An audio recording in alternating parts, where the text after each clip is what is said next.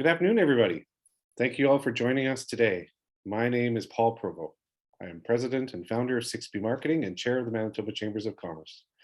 The MCC office is located on original lands of Anishinabeg, Cree, Oji-Cree, Dakota, and Dene peoples, and on the homeland of the Red River Métis Nation. We respect the treaties that were made on these territories. We acknowledge the harms and mistakes of the past, and we dedicate ourselves to move forward in partnership with Indigenous communities in a spirit of reconciliation and collaboration. It is my honor to be your host for this virtual event as we welcome the Honorable Mr. John Reyes, Minister of Economic Development and Jobs, for a keynote presentation and moderated Q&A. I will introduce the Minister more formally in a few minutes, but first I will share a few remarks from the Chamber's perspective. Over the course of the pandemic's very long 22 months, the MCC has worked tirelessly in tandem with our government to design and deliver response programs and policies to support Manitoba's business community. From wage subsidies and pandemic sick leave policies for workers to the TRIP program, the Hotel and Lodging Fund, Digital Manitoba Initiative, Retrain Manitoba, and a bus and air charter tour operator fund announced this week, the government of Manitoba has worked hard to respond to industry needs. And now, as we round the corner to a new year, we must keep moving forward. And we can do that by supporting local, focusing on the hardest hit industries, improving access to capital, breathing new life into Manitoba with immigration, and creating quality jobs for all Manitobans. I'd like to take a moment to express our gratitude to today's sponsor, the Construction Safety Association of Manitoba, Manitoba's premier and trusted source for safety and health information, resources, tools, training, and core/C-Core certification. Thanks to partners like CSAM, MCC has been able to continue offering excellent programming, albeit virtually, throughout the pandemic, so thank you very much. Now for a few housekeeping items. We have muted all participants for best audio quality. Minister Reyes will have approximately 20 to 25 minutes to address participants. Following the minister's remarks, Manitoba Chambers of Commerce President and CEO Chuck Davidson will lead a moderated question and answer session.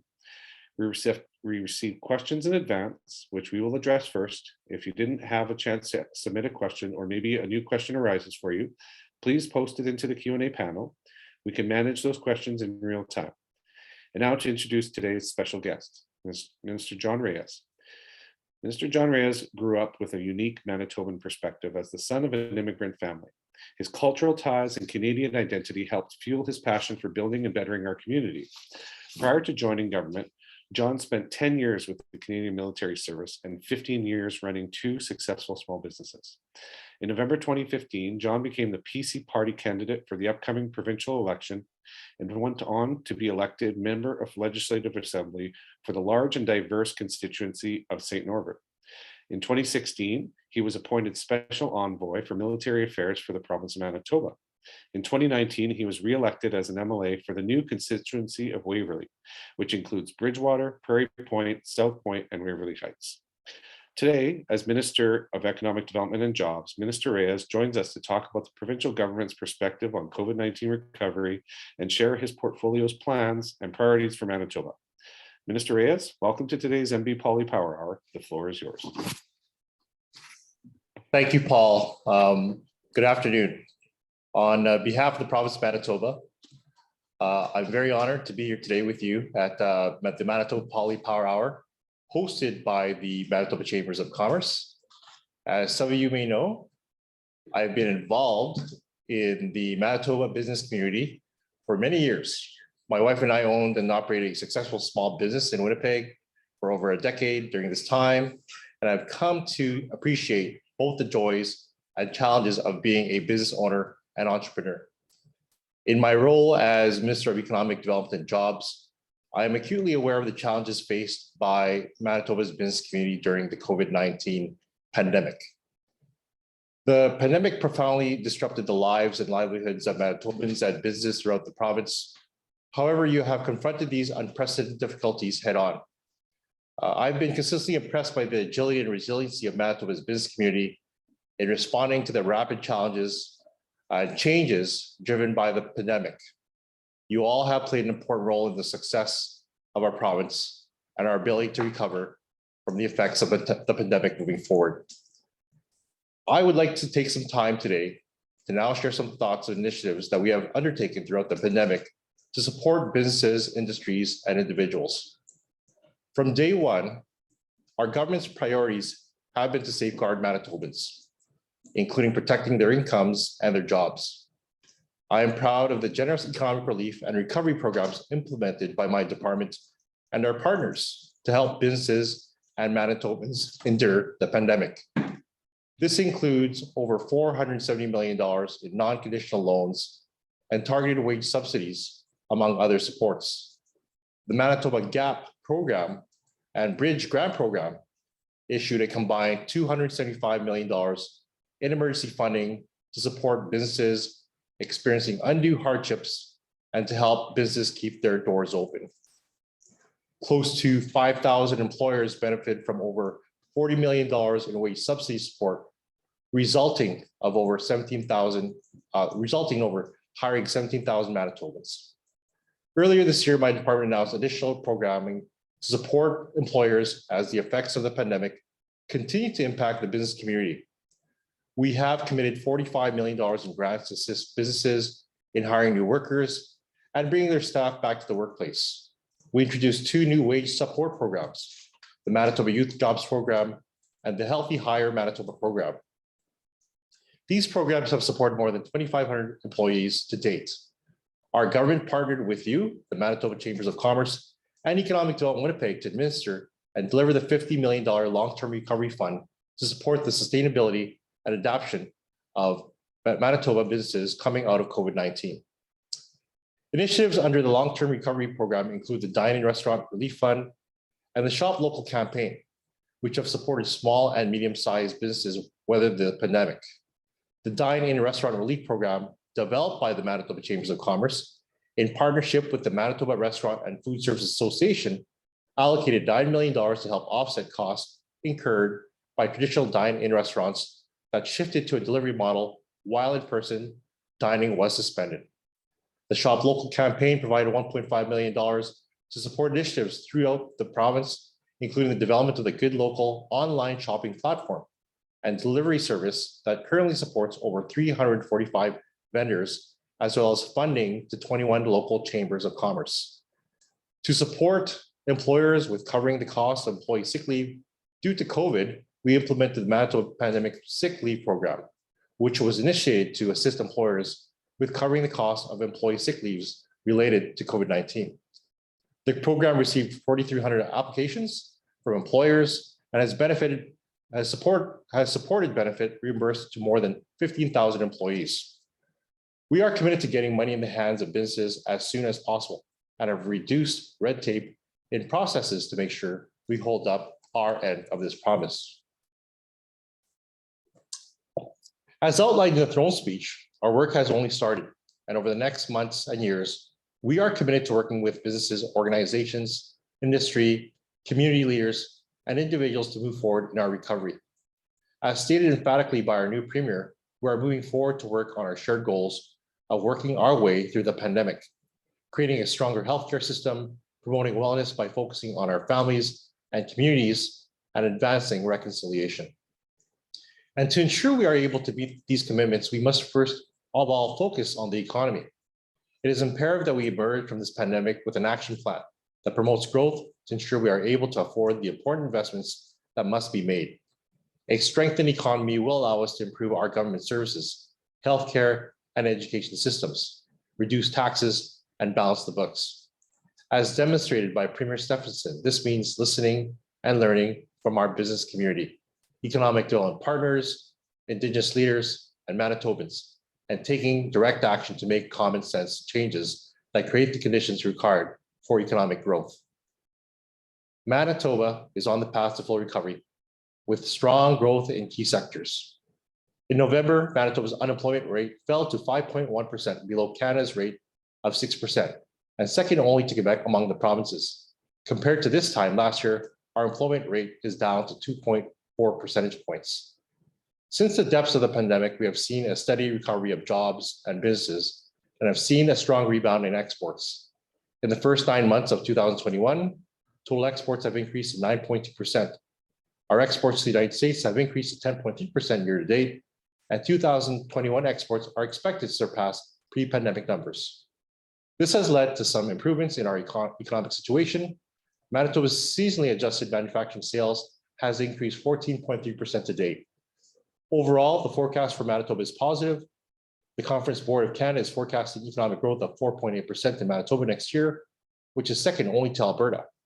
This demonstrates resilience of Manitoba's businesses and economic opportunities that await us. To ensure that Manitoba achieves its forecasted growth, we are placing economic recovery at the center of our plan for a stronger, more prosperous Manitoba. Over the past few months, our long-term recovery fund partnership with the Manitoba Chambers of Commerce and Economic Development in Winnipeg has shifted its focus towards kickstarting the economy. We are investing in employee skills development, the digital economy, and rebuilding consumer confidence. With over 1,000 applications received in 1 week, the $15 million digital media initiative has been an overwhelming success. This program is helping small businesses with their digital business transformation, increase productivity, and provide access to new markets through digital platforms. The $12.5 million Retrain Manitoba program is the most recent support to be offered under the Long-Term Recovery Fund. The program was just launched just last month through Economic Development Winnipeg and will help Manitoba employers to train their staff, helping business expand their skills of their employees and grow the economy. Businesses can receive up to $2,500 from each employee and a maximum of $75,000 overall. More than 1,300 employers have expressed an interest in participating in this program, and more than $1 million have been dispersed to date. Sustained economic growth requires innovation, and we are committed to ensuring Manitoba continues to be a place where entrepreneurs are welcomed and valued.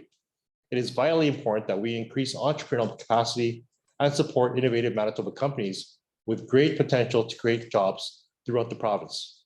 Manitoba is currently delivering a variety of programs and supports for business that aim to facilitate economic growth and industry innovation and promote entrepreneurship, including the Innovation Growth Program, which supports new startups and growing businesses with new and innovative ideas. It provides 50-50 cost-sharing funding to small and medium-sized companies to help reduce the risks associated with the product development or introduction of new processes in the production line. Businesses are eligible to receive $100,000 in funding support to accelerate results. We are committed to investing in companies that show great promise and have long-term potential to stimulate economic growth in our province. The program offers 4 intakes each year, 1 every quarter, to be able to respond to new and emerging business opportunities. I'm especially proud of our partnerships with organizations such as Futurepreneur Canada. Their startup program provides direct support to aspiring new business people with a specific focus to help address barriers to success faced by many in different communities, including our Black and Indigenous entrepreneurs.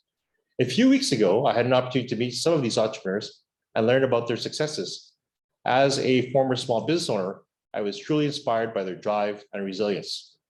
We continue to hear the access to venture and seed capital is an issue for Manitoba businesses, especially new and small companies with great potential to grow and create jobs in Manitoba. To ensure Manitoba remains competitive and the home of innovative new startups, the throne speech announced Manitoba will create a new venture capital framework, which will be a key pillar of Manitoba's long-term economic growth strategy. The framework will build on Manitoba's current small business venture capital tax credit, which provides a non-refundable tax credit of up to 45% to individuals and corporations who acquire equity capital in eligible Manitoba enterprises. A new venture capital framework will drive creation and growth by helping entrepreneurs turn innovative ideas and technological advances into products and services that change the way we live, solve old problems, and improve our overall quality of life. I'm excited for Manitoba to take this long-awaited strategy to increase and attract new capital investments to Manitoba. We also acknowledge the competitive tax environment is important to help attract and expand new or existing businesses in Manitoba. Earlier this year, we made the interactive digital media tax credit permanent and updated to reflect current businesses' needs in the ever-evolving interactive digital media industry. It provides a refundable credit on qualified labor and marketing costs to develop digital media products. It is a key initiative for attracting new investment in the growing sector. We also provide specific programs that facilitate business expansion and attract new companies to set up shop in Manitoba. Manitoba's industry expansion program provides support for the development and delivery of employee training for companies that are locating new operations or expanding existing operations in Manitoba. Previously, our government provided $522,000 to JR Simplot in Portage la Prairie to support the creation of 107 new jobs. Our government also provided $464,000 to Burger Pete Moss that has locations in Oak Bank, Haddishville, and Little Deer Lake to support the creation of 92 new jobs and to provide training to 312 existing workers. The pandemic was a major disruption to the economy and to our labor markets. And while Manitoba has the lowest overall youth unemployment rate in the country, it is clear we have a labor shortage. This is a global issue, and I'm hearing it from business owners right here in Manitoba. Filling labor shortages means ensuring Manitobans have the skill sets that are in demand by businesses. To do this, we are committed to increasing our investments in education and training and focusing our work with businesses to attract workers from around the world. We have made significant direct investments in upskilling our current and future workers of Manitoba.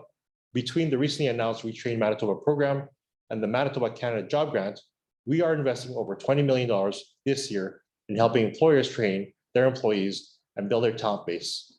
This represents a nearly 4 times increase over our pre-pandemic investments. To fill employer vacancies, we're also investing in the skills development of unemployed and low-skilled workers to help them to qualify for job openings in the transportation sector, healthcare, and the trades, among others. We have committed $30 million this year alone. We know that immigration is a driving factor for our economy, and our government is committed to attracting new talent to our province. We are committed to working with the federal government to increase immigration to Manitoba to help supplement the labor force already here in our province. To help facilitate a faster, more successful transition to the Manitoba labor market and fill labor shortages, we have made a commitment to increase the number of English language programs. And we are also committed to enhancing recognition of foreign credentials to better match professionals to their field of expertise in Manitoba. Earlier this year, we launched an international educated nursing initiative to help move more foreign trainers into the healthcare field here in Manitoba. And we have committed up to $23,000 per Manitoban to help them become accredited. The response to date has been resounding. We are actively working with over 70 individuals to provide them with the financial support they need to work through the foreign credential pathway, and hundreds more have been referred for language assessments to determine if they meet benchmarks. This initiative is one example of how our government is working smarter to better leverage the talents that already exist here in Manitoba to meet the demand for workers. Few sectors were hit harder from COVID than the travel, tourism, and hospitality industry. It was among the first to feel the effects of the pandemic, and unfortunately will be among the last to recover. Our travel and tourism sector received $8 million in support through COVID. And with support from Travel Manitoba, the Manitoba Chambers of Commerce delivered 2 rounds of the Tourism Rebate Incentive Program to promote local staycation adventures and visits to Manitoba's 30-star attractions. Last month, Travel Manitoba launched the Tourism Innovation and Recovery Fund and is providing $500,000 to support businesses to stimulate the economy and revitalize the tourism industry. The fund will help Manitoba's tourism industry adapt to changing market conditions and develop new tourism experiences that meet the evolving expectations of travelers. As we know, Manitoba's economy will not fully recover until its tourism sector recovers. To make sure this happens, we launched the Manitoba Tourism Strategy in partnership with Travel Manitoba and the Manitoba Chambers of Commerce to maximize economic growth in this sector and significantly increase its contribution to the GDP. The strategy is a roadmap for the future of the industry and outlines an ambitious target to increase visitor spending by $2.5 billion by the end of this decade.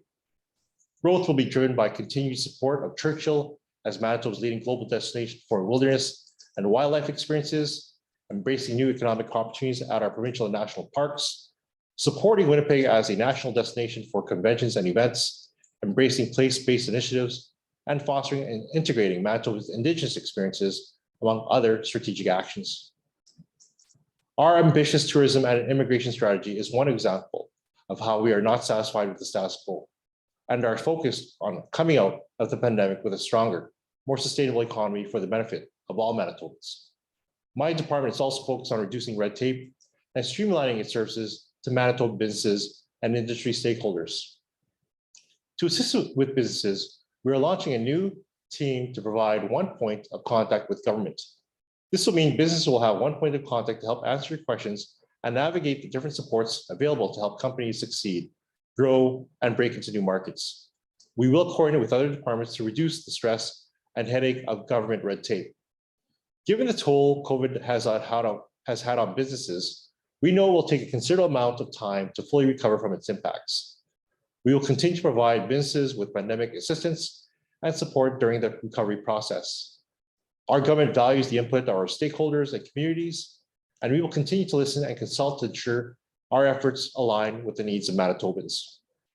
I invite everyone to visit the Manitoba Economic Development and Jobs website for detailed information on the specialized programs, services, and support highlighted today.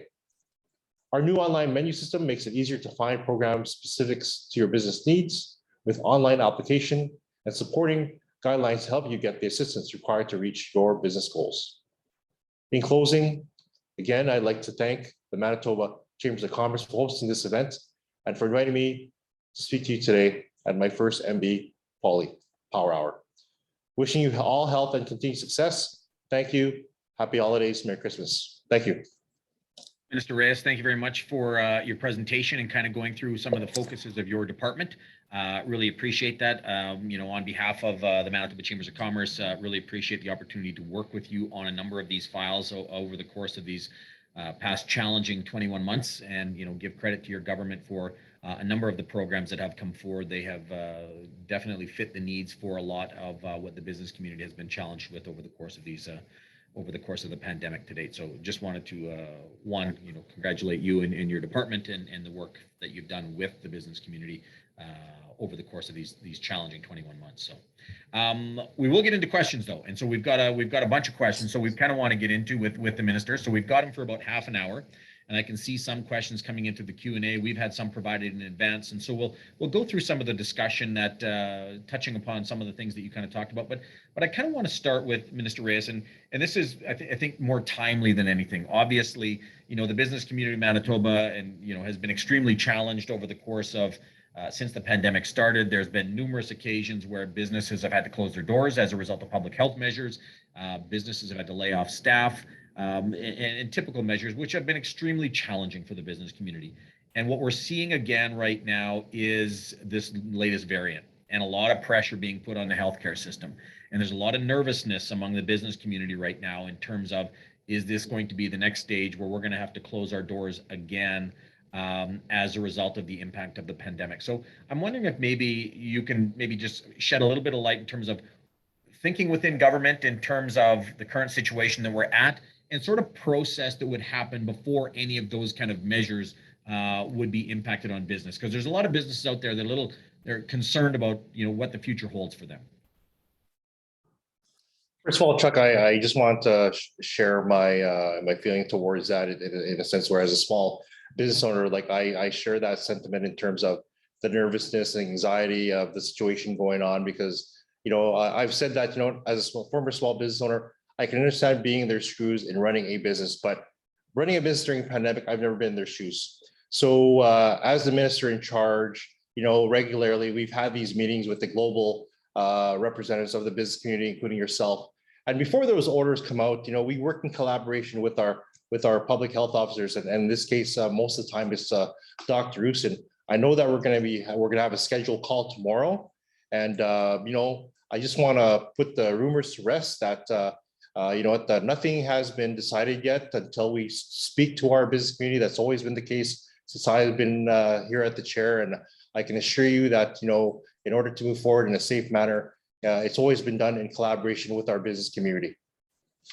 Yeah, I think I appreciate it, Minister Reyes. And I think, that those discussions have proven to be helpful in the past as well to provide us with a better direction. I can tell you from the Manitoba Chambers of Commerce perspective, we've obviously been a big, push for the importance of being vaccinated in Manitoba. The vaccination mandate has been critical for a number of businesses to be able to remain open. Has been something that's been important as well. And our key push as well is to really increase enforcement for those individuals and for those businesses that are not following the rules and are not following public health measures to not put anyone additionally at risk. That's been really the focus for us. So I appreciate that, and we look forward to having those discussions, and would pass on to the business community that those discussions will take place prior to any further public health measures taking place, as has been the tradition that we have had with this government in the past. So maybe let's kind of jump into the question. So as was mentioned as well, the Construction Safety Association Manitoba is sponsored today's event. And so they've provided some questions in advance as well. So we'll get to those to start with. Then we'll get to a number of other areas. We're going to talk economic development. We are going to talk the North. We're going to talk trade. We've got some questions coming in as well. But let's start with CSAM. And so they're going to provide us with a video question to begin with. So I'm going to ask Corey Werner, who's manning our booth, to hit that first video.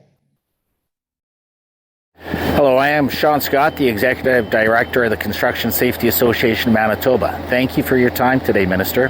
On behalf of CSAM and our clients, I have two questions for you.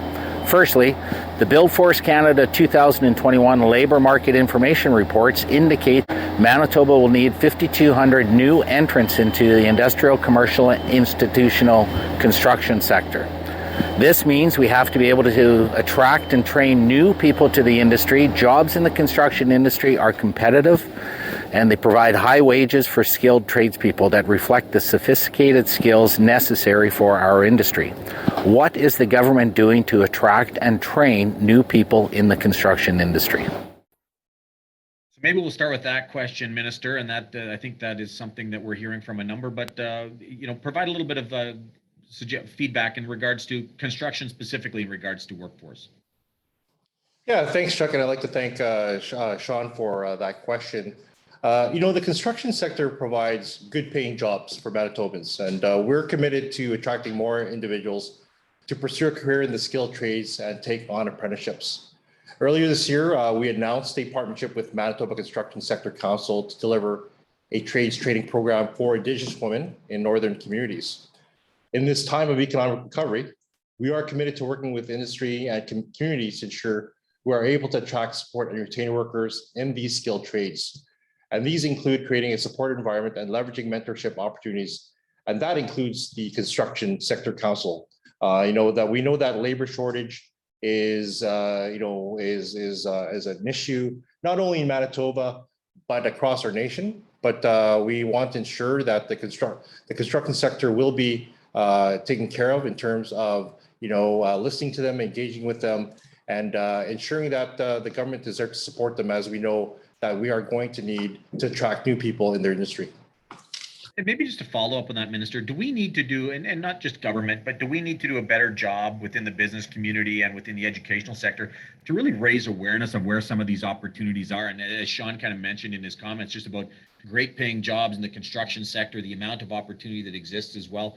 Is this something just you take your business background as well, that we need to provide better opportunities for young people to understand where good paying jobs are in the future as well? Absolutely. I always tell high school students or youth that there's nothing wrong with skilled trades. Obviously, there's always this direction going to these modern jobs, but we're in need of trades. And the thing is, what I always say in the business-minded individual in me is that when people go into trades, ultimately they can go into their own business. So absolutely engaging with our post-secondary and the business community, those who are in the sector. It's all about networking and having those conversations to ensure that we can promote, attract people to be in those industries is very important. And I think that the construction industry is very, very important because we're always building. We want Manitoba to grow, and these trades are very important to have these type of individuals. Excellent. Well, maybe we'll go to our second video. We've got another video question coming from CSAM. So we'll hit the video again, and we'll ask question number 2 from CSAM.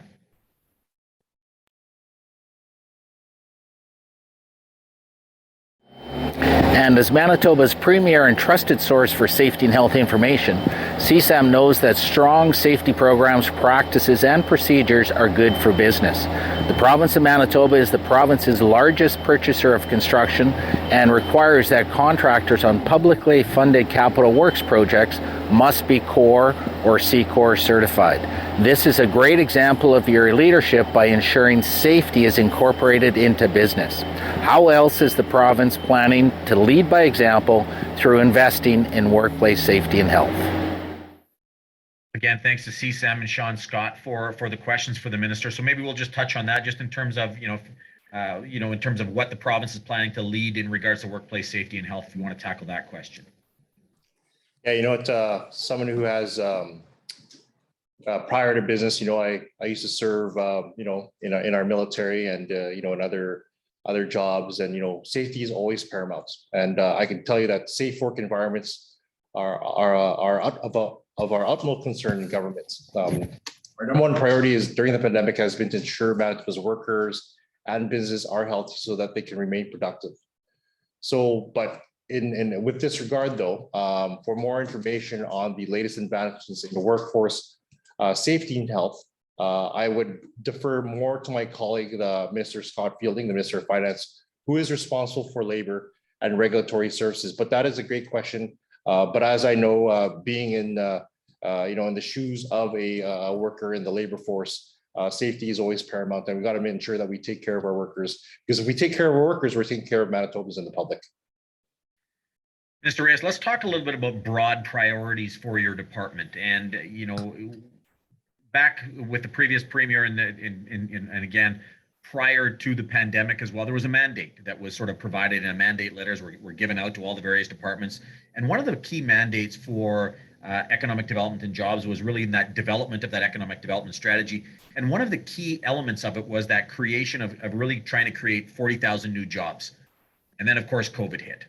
And so I'm just curious as well, what does it sort of mean? I mean, that was a broad goal that I know some of your predecessors worked towards, but what does it really mean for your department? And have we had to kind of change what the focus is now to more of a focus in terms of really recovering the economy? So not so much setting that target on job creation. Well, part of a good business plan or a plan altogether, I like to use that acronym, Chuck, of being SMART, specific, measurable, attainable, a timeline. Realistic to actually use that second last letter and a timeline. So when it's realistic, let's be realistic here. The impact of the pandemic was catastrophic to jobs in Manitoba, with the total of employment falling by over 900,000 jobs between February and April 2020. And today, with the pandemic ongoing and public health measures continuing to impact travel and commerce, I'm proud that the employment is back to pre-pandemic levels in Manitoba. And as I said in my presentation, our unemployment rate is at 5.1%, which is below the Canadian rate of 6%. From the beginning, yes, our government's pandemic response and relief programs have insulated the province from greater job losses. However, it's clear that the 40,000 jobs target was overtaken by the pandemic, and it's not a realistic target at this point, halfway through the government's mandate. So our new premier has set a new tone has made it clear that we are shifting our focus towards a longer-term recovery strategy that aims to increase investment and economic growth and build a skilled and productive workforce to take advantage of new opportunities. Let's shift our measures a little bit to the north, and I know we've got a number of stakeholders on the line here as well. And you recently had the opportunity to travel to Churchill and look at the first EV technology and a Tundra buggy as well. And I had the opportunity to take you up there as well. So, your government talked about really the importance of the north, and I know there's been an increased focus on that. And again, we talk about the importance of working closely with Indigenous and economic development partners to really take advantage of some of those opportunities for minerals and natural resources, and to really forge those stronger connections between northern industry and training and educational institutions. I wonder if you want to talk a little bit about your government's plan to move forward on the north, and to do, what measures are being taken to try to increase business opportunities in the north. Well, as they've always said about the north, there's a lot of potential there. And I'm a type of individual that likes to be results oriented, and I want to see action.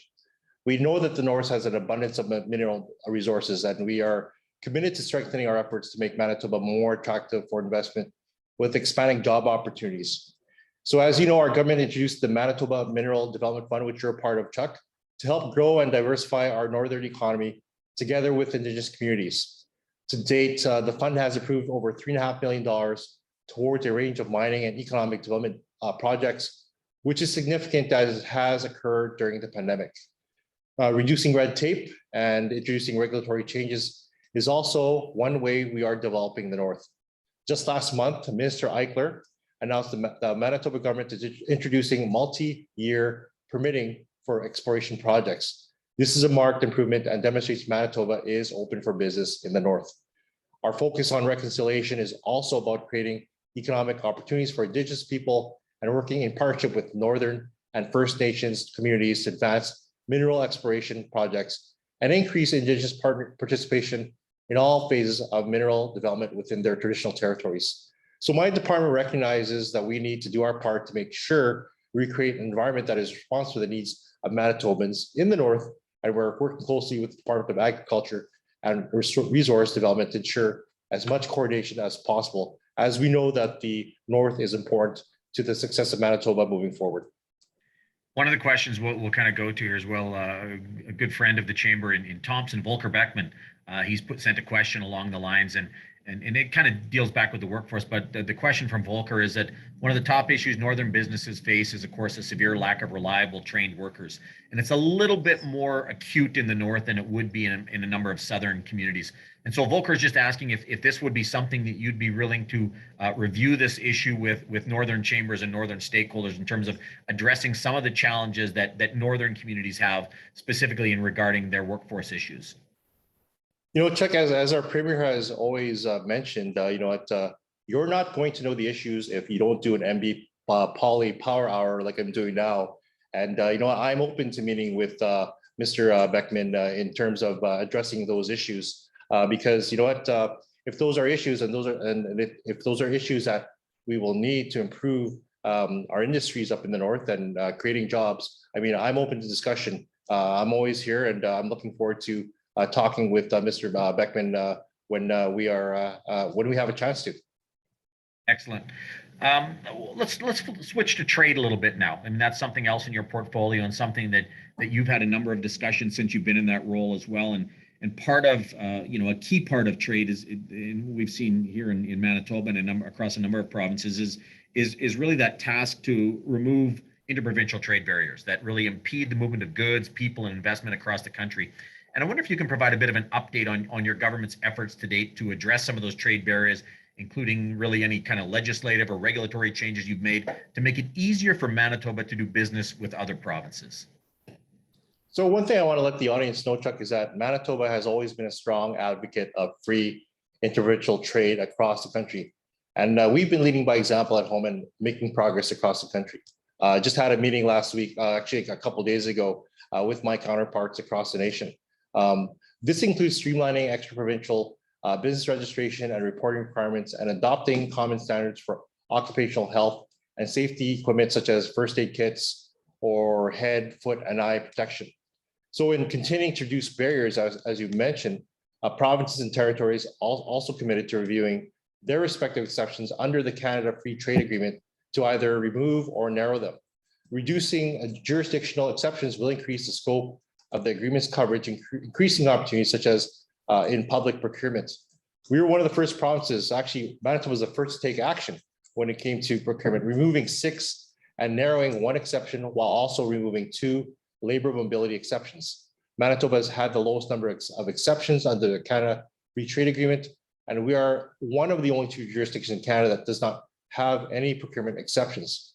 So we are continuing to work to identify any other exceptions that can be removed or narrowed, and are advocating with all other provinces and territories match Manitoba's ambition. However, we know that there is more to do to fully achieve the economic union and vision when Canada was created, including addressing impediments to labor mobility, increasing the scope of the Canada Free Trade Agreement to include financial services and cannabis, as well as continuing to advance work to reduce red tape and liberalize trade in alcoholic beverages. Manitoba will continue to advance work to address regulatory impediments to trade and unnecessary red tape within our province and across the country.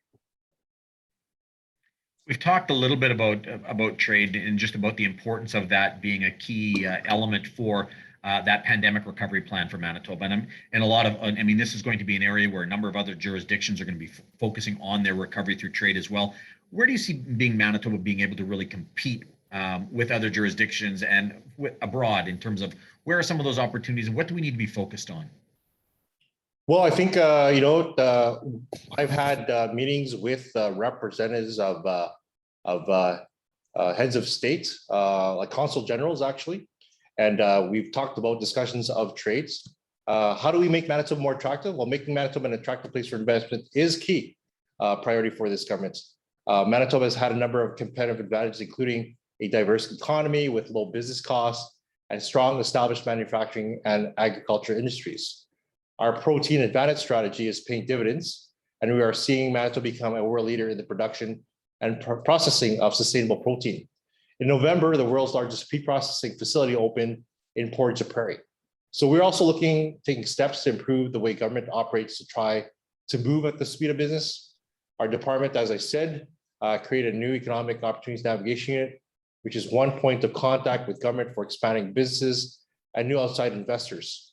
Business can now work with our navigation team, and they will work to coordinate with all of our other departments. We have to take a proactive approach when it comes to this. So as a minister, I intend to be proactive. I intend to engage, communicate with our local community so that we can broaden that and benefit them by promoting their products and services to our international community as well. I really appreciate the fact that you've had some initial discussions and you've talked trade and you've been on calls with I know a number of delegations from Bangladesh and others and took part in an event that we held last month in regards to even trade with Nunavut, and I think that's important. Part of in this government has been criticized in the past is you look at other jurisdictions, they've got a more robust trade strategy. They'll have offices in other countries as well. So do we need to play a little bit of catch up to really have a more robust strategy for Manitoba and capitalize on some of those opportunities you talked about, whether it's agriculture or aerospace or others? So is there more that we need to be doing from a trade strategy perspective for Manitoba? Well, Chuck, what I can say is that we have been working collaboratively with other jurisdictions such as Alberta, Ontario, and Saskatchewan on trade and trade promotion opportunities. In March, we participated in Ontario's the True North Free Trade Forum, focusing on exploring ways to increase interprovincial trade in Canada. While it has been canceled as of this week, we worked with the Saskatchewan Trade and Export Promotion on a delegation to Agritechnica 2022, the world's largest exhibition for agricultural innovations. Manitoba was set to have a pavilion and delegation at the event, and we are in discussion with the Alberta government on areas of collaboration globally in the life sciences sector. So we're learning from our other jurisdictions. And last month, I can say we partnered with the Consul General of the Philippines to Canada on a 2-part virtual trade forum to explore opportunities between Manitoba and the Philippines in the creative industries. So we continue to engage with our colleagues within Global Affairs Canada locally and internationally to learn about federal engagement and strategies which may be opportunities for Manitoba companies. So engagement is key. Engagement also continues regularly with our local economic development partners and stakeholders across all sectors on growth opportunities and barriers they may be facing. The entrepreneur in me, the business owner in me, I really want to help promote Manitoba, and I really want to help our business community here grow. And as the minister, trade is very high on my list. So would you envision that in the future, something, trade, I mean, obviously right now in the middle of the pandemic, trade missions are not the right time for, taking delegations to other countries, but would that be something that, you would like to see as opportunities for Manitoba in the future to explore some of these new countries and where we can develop some of those relationships? Absolutely. We have existing, we already trade items and services with other countries already. The one thing that I have envisioned is that, because of the pandemic, we are trying to set up virtual trade missions with countries, and that will develop that relationship, I guess, from an introductory standpoint, virtually, because that's all we can do right now, I guess, in a safe manner. But eventually, the second part of that process would definitely be a face-to-face trade mission, whether it's a Manitoba delegation traveling to a certain country that would want to do trade, or us hosting a delegation from another country here in Manitoba. So I'm actually very excited about that. I know that the Premier is very aggressive and proactive in seeing our economy grow, and trade is very high on our list. Look forward to that. Minister, let's shift a little bit and let's talk Invest Manitoba. So one of the initiatives that your government has introduced is Invest Manitoba as that new economic development model for the province. And I'm wondering if you can discuss a little bit about what the government's plans to move forward with implementing this model are and what that's going to mean for Manitoba once we have this in place. Yeah, no, that's a great question, Chuck. In terms of Invest Manitoba, our government is committed to working with its economic development partners in creating an environment that is friendly to economic development and investment. So Budget 2021 introduced a number of measures to support businesses, including enhancements to small business venture capital tax credit to help business raise capital, and investors' maximum eligible investment will be increased to $500,000, and the maximum tax credit claimable annually will be almost double to $120,000, providing investors with an earlier return on small business investments in Manitoba. And more recently, the Premier recently announced plans for a new venture capital framework for Manitoba to further improve access to capital for Manitoba businesses and to help emerging companies and startups. And in addition, changes to the health and post-secondary education tax levy thresholds will put an estimated $10 million back in the hands of small business to invest, grow, and hire more Manitobans. So we're going to continue to work with all Manitobans to build a plan to support economic growth.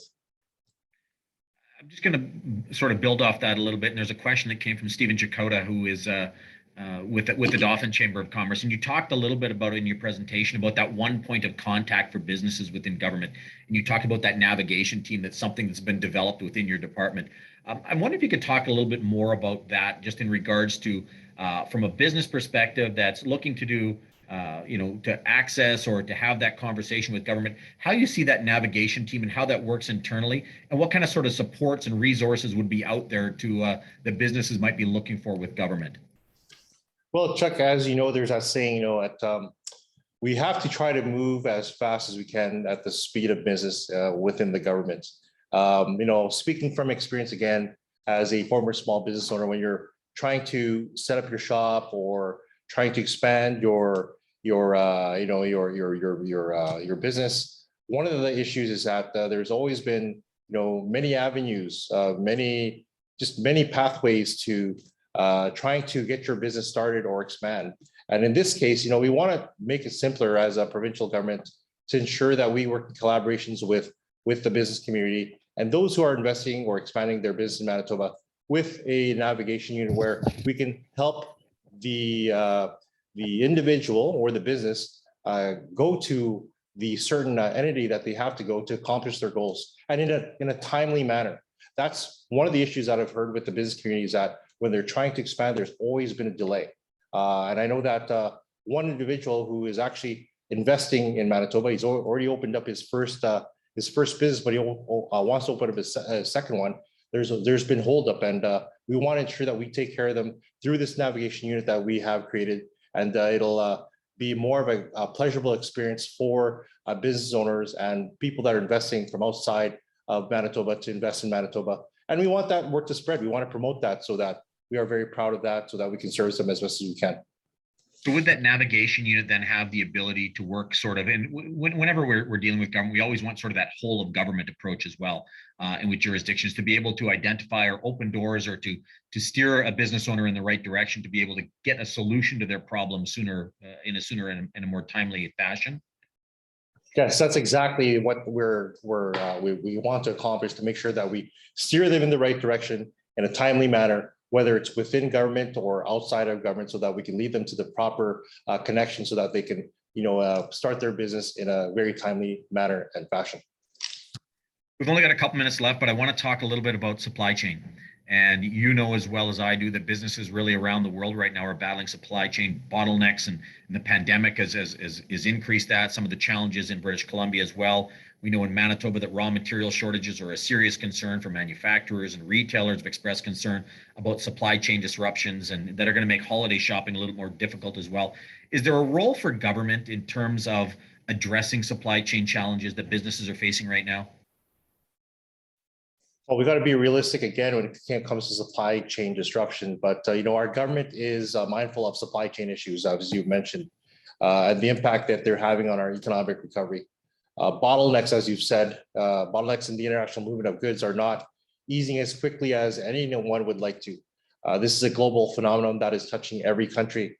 Our government is committed to reducing bottlenecks in areas we have control of. However, we are realistic and humble enough to know that there are limits to what Manitoba can do.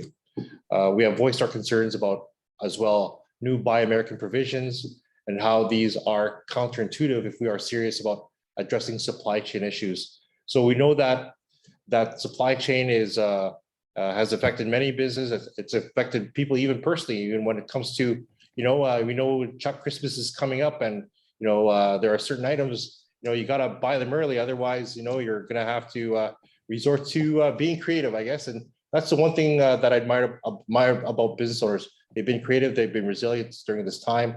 And as a government, we'll continue to communicate with them and service them as best as we can.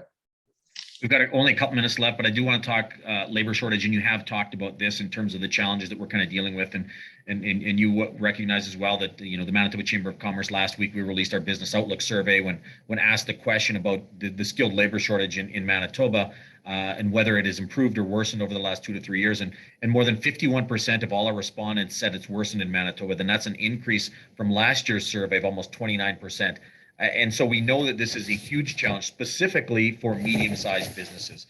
And so I guess the question, really looking ahead to the biggest challenges over the next 12 to 18 months, we know that finding staff is going to be that big challenge. So knowing all this and some of the challenges going forward, maybe talk a little bit more about some of the government strategies for tackling that labor shortage here in Manitoba that the government's looking at.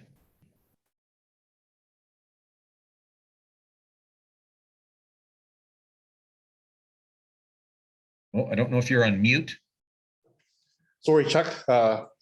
I've heard from a wide range of employers that the pandemic has made it harder to retain and find qualified workers, whether it's early retirement or staff choosing a different career. This is clearly a problem that this government is committed to addressing. And to address skills mismatches, we think it's important that employers play an even greater role in developing the workforce they need. So this year alone, we are investing over $20 million in programs support employer-driven training through the Retrain Manitoba program and our Canada Manitoba Job Grant.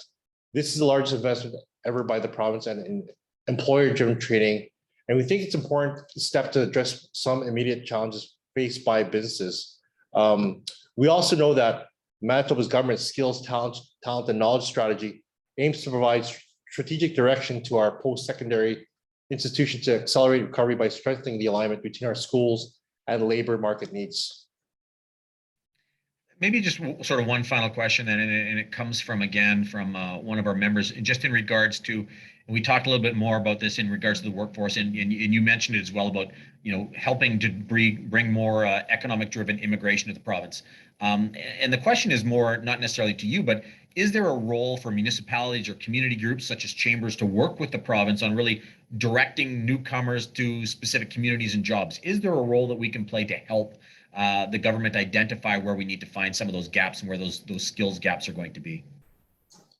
I think, when it comes to, if you're asking if there's any business groups or organizations, if they should have a role when it comes to immigration or attracting talent, I think, we have to look at it as a Team Manitoba approach. So absolutely, as a minister, I'd like to work in collaboration with chambers, business organizations, businesses. If labor shortage is an area of concern, which it is, I think that we have to take a whole of Team Manitoba approach when it comes to this. I can say our government is committed to increasing immigration to Manitoba, which came to a standstill during the pandemic.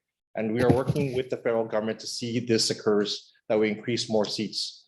However, I must be reminded for specifics on refinements to our provincial nominee program. I would defer that to my colleague, Mr. Wayne Owasco, who is responsible for immigration. Mr. Reyes, I want to thank you for joining us this afternoon on the Manitoba Poly Power Hour on the first attempt, and it's been a pleasure having this discussion and sort of delving into some of the issues that are important to business here in Manitoba and the answers that you've provided today. So I want to thank you for an excellent discussion today. Thank you, Chuck, and I want to thank everyone who was on this call, and Again, have a safe and happy holidays. If I don't see you during the next couple of weeks, and be safe out there. Thank you very much. An honor to serve you all.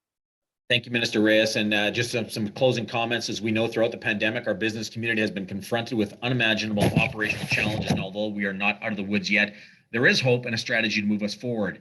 From our perspective, from our recently outlooked Manitoba 2021 Manitoba Business Outlook Survey, we learned that workforce, as we mentioned, is the #1 issue. Also of concern, cash flow, supply chain, access to capital, and now more than ever, we must invest in local entrepreneurs and SMEs, particularly those in the hospitality, food services, and the tourism industries. They employ thousands of Manitobans and are still operating in a fragile position. But there was good news out of our survey. 89% of our respondents described themselves as optimistic, which is a significant increase over last year, and things are looking up for 2022. A very special thanks to Manitoba Chamber of Commerce Board Chair Paul Provo of 6B Marketing, our MB Poly Power Hour Series presenting sponsor, and to CSAM for their support of today's event. And thank you to Mr. Reyes for taking time to join us today. We look forward to working with your office to advance economic development in our highly diversified and resource-rich province.